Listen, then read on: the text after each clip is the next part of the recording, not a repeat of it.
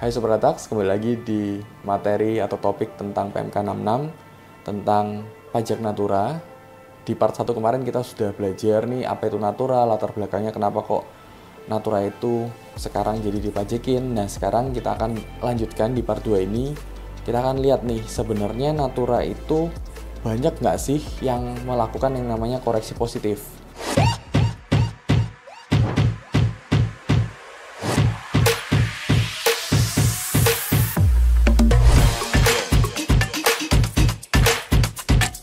Kita mendapatkan data dari Kementerian Keuangan. Nah, ternyata pemberian imbalan kepada pegawai dalam bentuk natura atau kenikmatan oleh WP Badan, PT, CV, firma, persekutuan, yayasan gitu ya, itu ternyata menunjukkan tren peningkatan dari tahun ke tahun. WP Badan yang memiliki koreksi fiskal positif atas natura dari 2015 yang awalnya 17.360 WP Badan menjadi 2019 itu meningkat menjadi 20.672.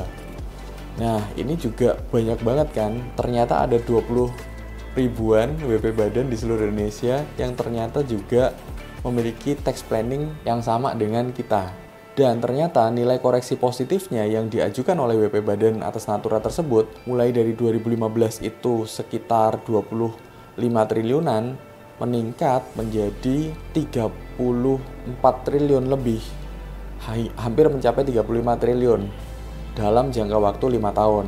Dan ternyata dalam periode 2015 sampai 2019 itu meningkat hampir ya kurang lebih 8 triliunan lah. Oke, sekarang kita masuk ke pembahasan materi kita, yaitu jenis-jenis atau batasan apa aja sih yang diatur oleh PMK 66 ini. PMK 66 ini juga mempunyai yang namanya siaran pers ya, atau mungkin dalam tanda kutip kayak rangkuman singkat di siaran pers nomor 24 tahun 2023. Jadi teman-teman kalau memang nggak mau panjang-panjang untuk membaca PMK 66 tahun 2023 bisa baca di siaran persnya itu aja.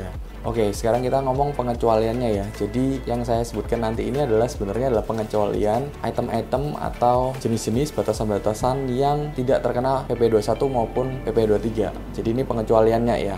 Yang pertama adalah makanan atau minuman yang disediakan untuk seluruh karyawan di tempat kerja tanpa batasan nilai. Sedangkan kupon makan bagi karyawan dinas luar termasuk dalam bentuk mungkin reimbursement biaya makanan atau minuman itu maksimal 2 juta per bulan atau senilai yang disediakan di tempat kerja mana yang lebih tinggi. Yang kedua adalah natura atau kenikmatan yang terkait dengan standar keamanan, kesehatan ataupun keselamatan kerja meliputi pakaian seragam, antar jemput karyawan, peralatan keselamatan kerja, obat-obatan atau vaksin dalam penanganan pandemi, endemi tanpa batasan nilai. Jadi berapapun itu bisa dibiayakan tanpa terkena objek pajak. Yang ketiga adalah sarana, prasarana, dan fasilitas bagi pegawai beserta keluarganya yang bekerja di daerah-daerah tertentu, termasuk daerah terpencil.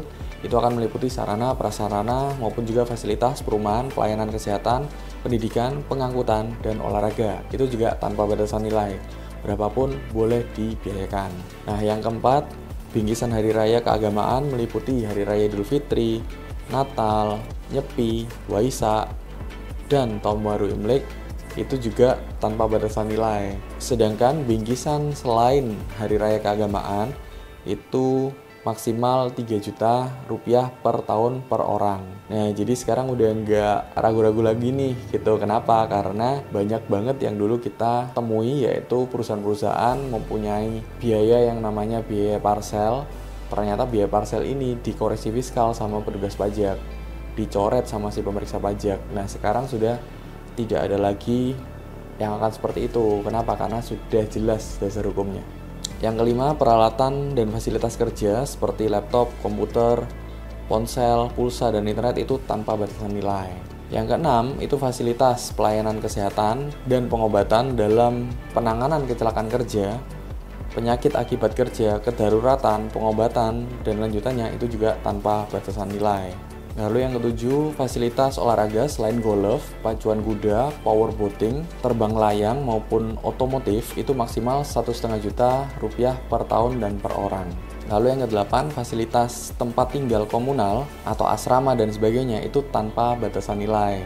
Sedangkan untuk fasilitas tempat tinggal non-komunal seperti sewa apartemen maupun juga rumah itu maksimalnya adalah 2 juta rupiah per bulan per pegawai. Nah oke, Sobat Atax, kelanjutannya kita simak di part 3 ya. Ingat pajak, ingat Atax. Sampai jumpa.